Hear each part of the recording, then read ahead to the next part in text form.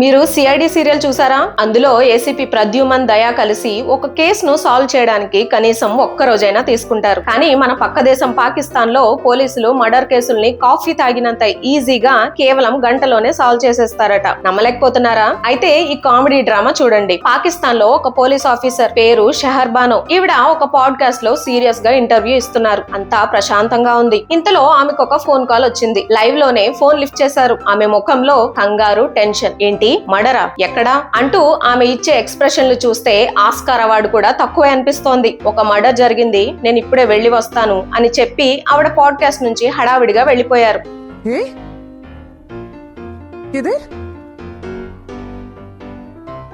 बंदा पकड़ लिया, एक मर्डर हो गया।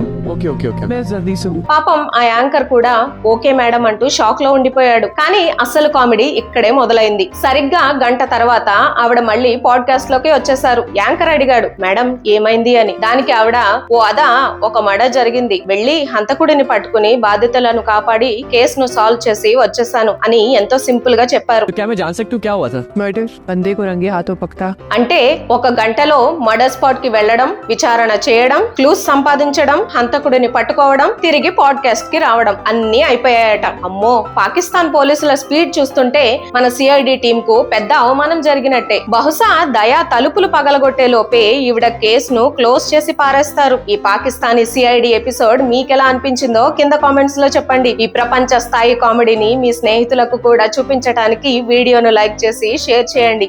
జై హింద్.